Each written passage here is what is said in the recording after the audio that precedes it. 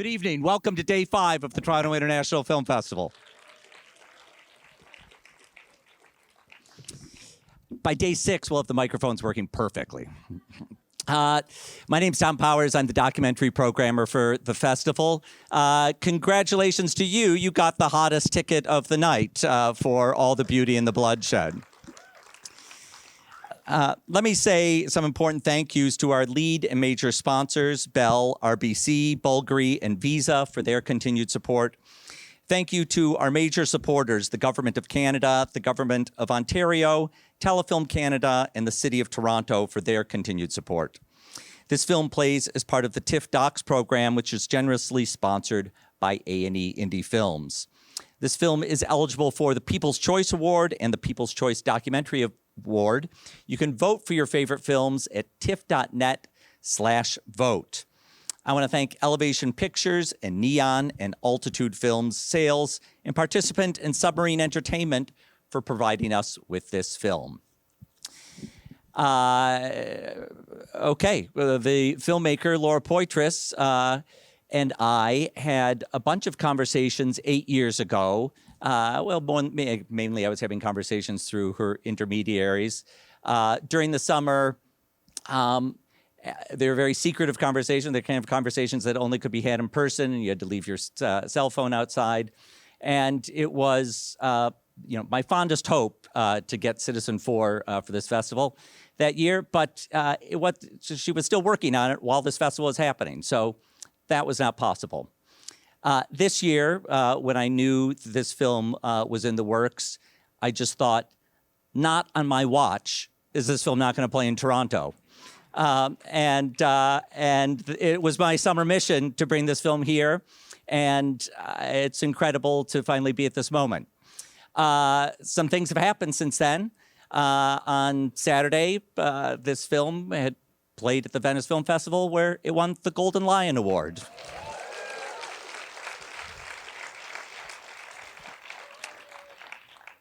Another kind of extraordinary bit about today is it's Nan Goldin's birthday. Yesterday, Laura Poitras flew back from Venice with a big trophy in her luggage. And today she's here with us in Toronto. Please welcome Laura Poitras.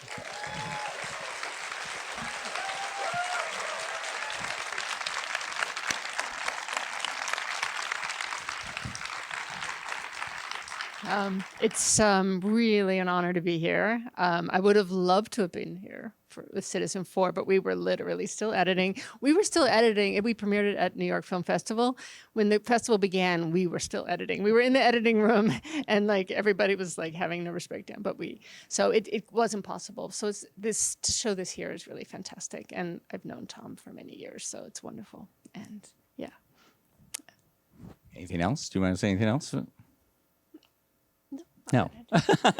Well, afterwards, Laura will be back here to talk about the film. Tomorrow at our industry conference, I'll be doing a longer conversation with Laura. So any of you who have industry or filmmaker badges, press badges, come see us there. But I can set up the film a little bit. Do you want me to set up? Okay, I didn't. I thought you were going to ask me a question. So I don't usually talk too much about the film because hopefully the film does that. But I can say a little bit about how it began.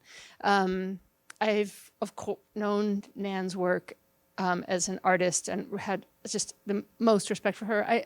I've seen The Ballad. I began film studying more in sort of art film, so I'd seen the book when it came out in the 80s and had followed her career and was always so inspired by what she'd done with her work. And then we did meet a few times, but then the meeting that led to this film, when she founded the organization who you'll meet here, which is called PAIN, Prescription Addiction Intervention Now, they started filming themselves. They were like, we should document what we're doing. And they were doing that. So she really started this film, and she's a producer on it. And we had lunch with another artist, Hito Styrel, a German artist. We were strategizing on strategizing on writing a letter. It was about Jana Peel, who at the time was the executive director of the Serpentine Gallery. And it was sort of another example of sort of toxic money in the art world, and it sort of come out that her husband was a part owner of this very notorious cyber weapon company called NSO Group. And so we met to have this strategy to write this letter, and over breakfast, and Nan is like, we know we've been documenting our actions, and I was so excited. I'm like, this is fantastic, because I'd followed, what they were doing in these museum spaces, and I said, if there's anything you need, let me know. And then she said, well, we're looking to bring on others on the project, and that's sort of how this started. So this is a film that Nan began, and she entrusted me to finish it. And for me, this is an absolutely daunting task, because Nan has been she's a filmmaker, and with her slideshows, and to sort of step in and collaborate was terrifying and daunting, and also an incredible honor. So yeah, very happy to share it with you, and I'll be back after. Thank you so much. Please join me in welcoming back director Laura Poitras.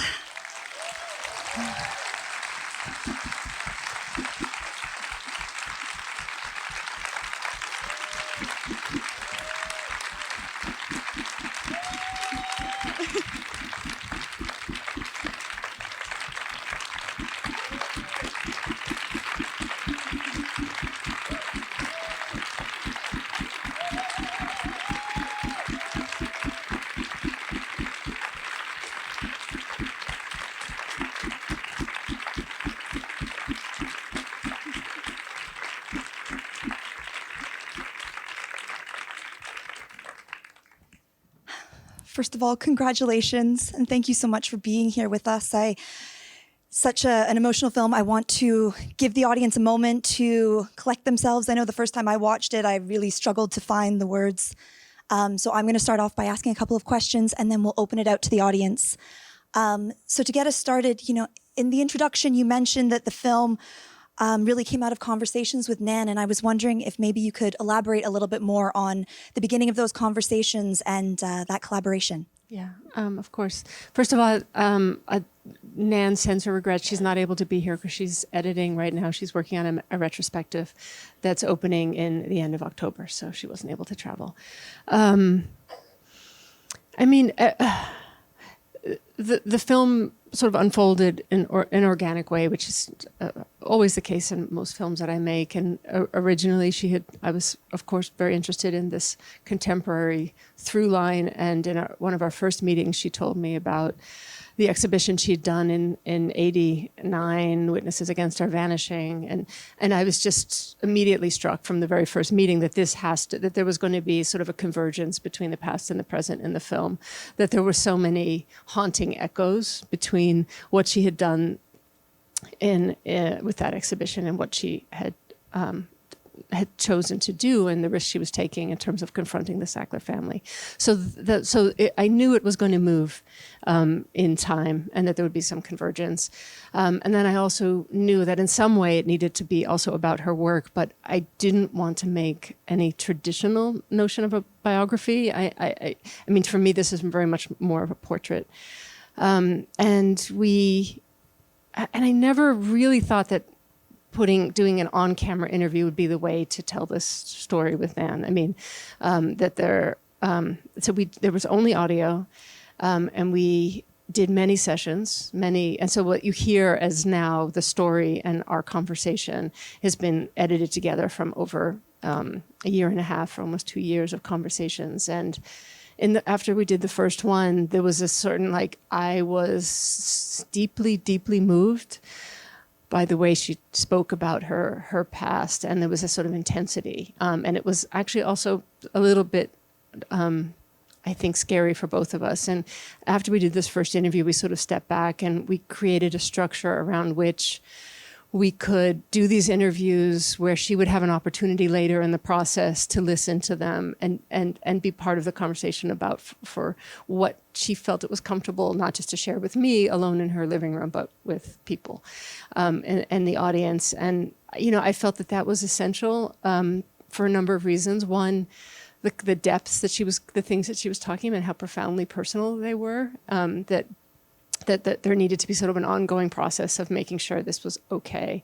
And then also very much trying to mirror the relationship she has with the people she photographs, which was also, if somebody didn't like something, she's told me lots of stories about, oh, I did that amazing shoot and they didn't like it and it got destroyed.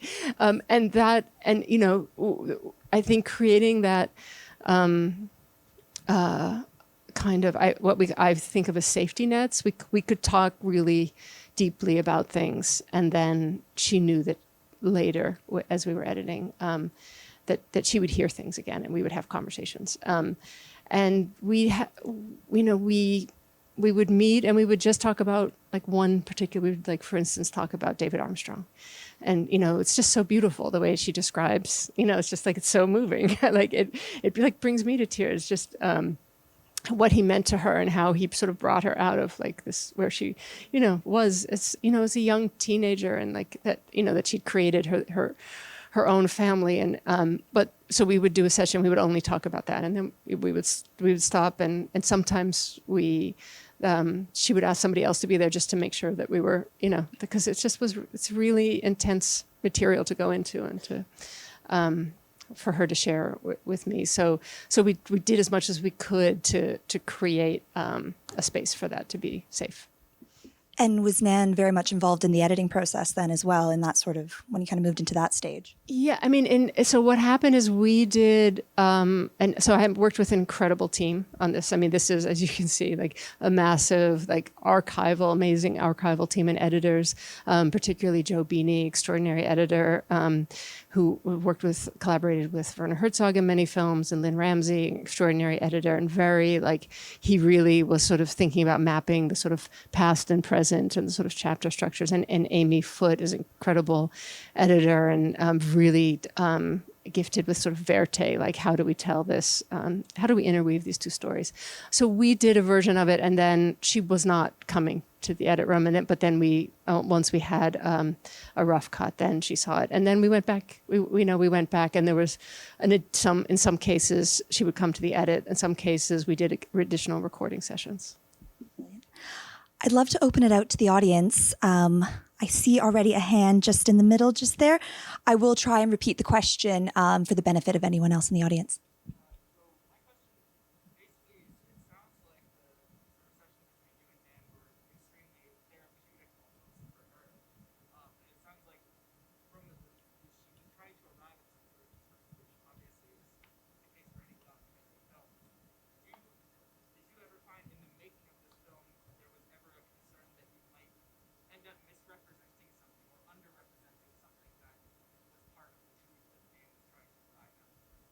So the question was about sort of during the process, whether you had any concerns around misrepresenting any sort of truth that Nan had. Right. I mean, first of all, I wouldn't describe it as a therapy. I mean, they were really deep conversations. It's not how I would describe it. But I mean, of course, I was always worried about, those questions of representation. I mean, which is what I always think about as a documentary filmmaker. And the film is also, weaves in her work, which also talks about, the Queens in Boston, or her sister and Sister Saints and Sibyls at the end.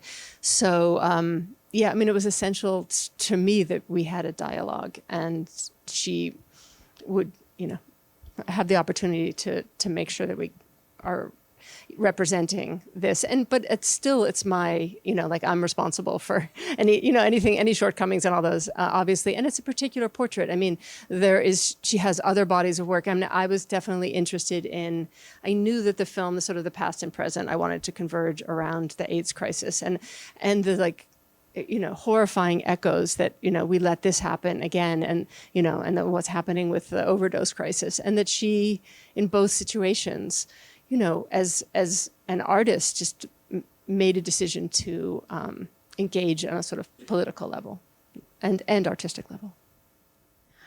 Just one in the middle there, just as well.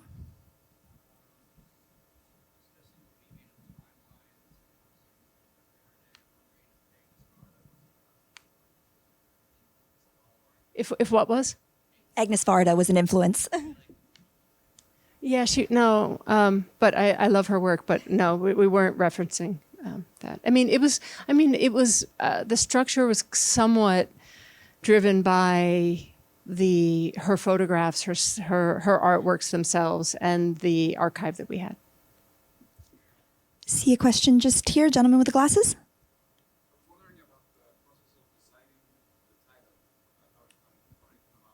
So the question was about how the title came about. Okay.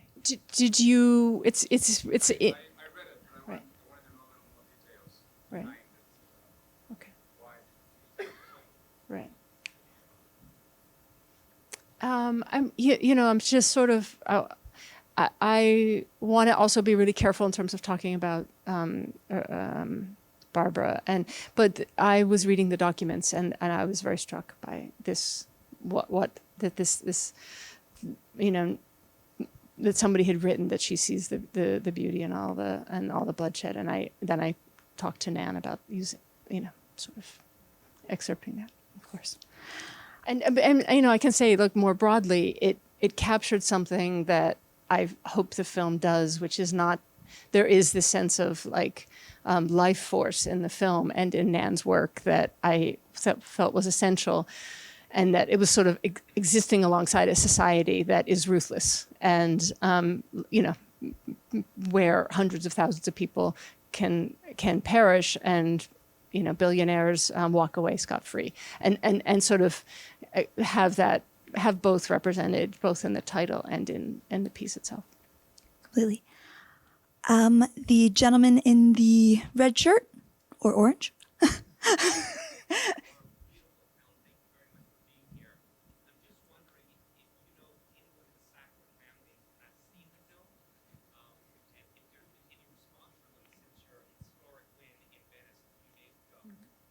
Yeah, they didn't call me. You're still waiting on the phone call. Yeah, but they hire private investigators to follow a group of activists. Like, it's probably not hard to hire somebody to see the film in this room, for instance, or in the rooms that we screened in Venice. So I always assume that there might be somebody who's doing some scouting. But no, we haven't heard from them. We did, of course. You see in the film, we approached them. Another question there in the middle. The glasses.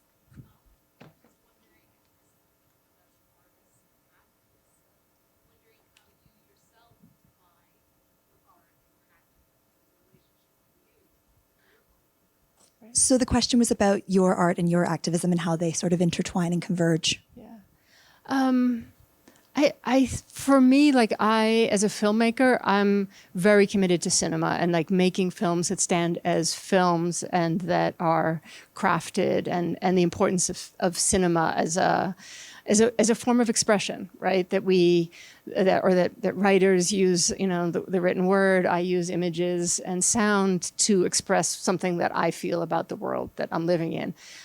I am drawn to political themes, but first and foremost, I consider myself a filmmaker.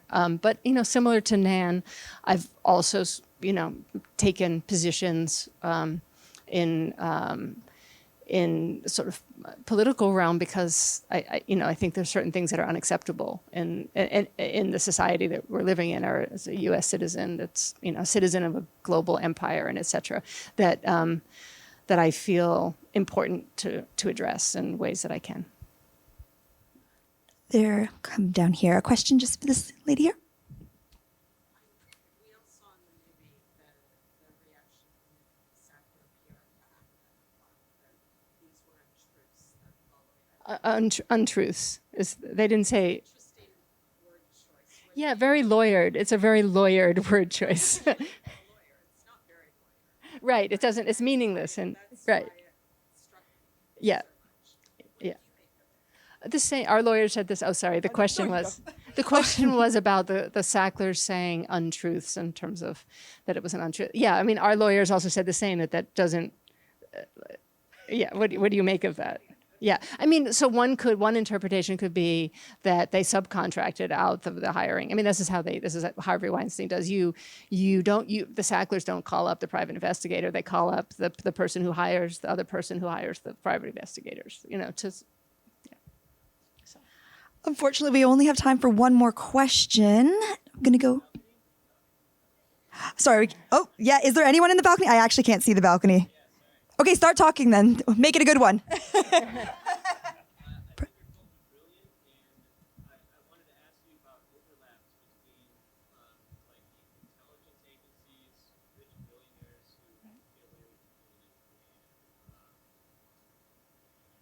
In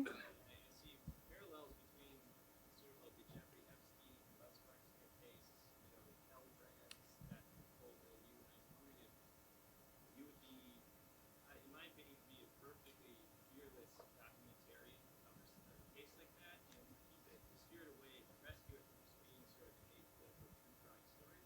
And so I really So I think essentially the question was about overlaps in your work. Yeah, I mean, most of my films they're usually about individuals that are sort of confronting some kind of power structure. And my previous films are looking at sort of U.S. power, U.S. empire, war on terror. And this, the connections are, as Nan describes it, these sort of different justice systems for billionaires that we have in the United States, and where they're sort of profiteering off of pain, and that this could happen for decades. I mean, it was known in early 2000s that OxyContin was being overprescribed and that it was killing people. So for over 2 decades, they were, aggressively marketing it to doctors and devastating families and communities. And so this sort of I guess I'm very interested in kind of lifting the veil off of any idea of U.S. or American exceptionalism. There is this sort of ruthless society that, where capitalism destroys people, where, as Nan says, that the wrong things are kept private in society. And, the sort of U.S.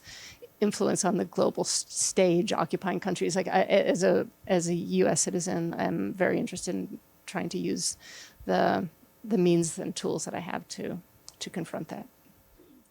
Thank you so much, Laura. I wish we could keep talking, but again, another round of applause for Laura Poitras. Thanks, guys. Thank you.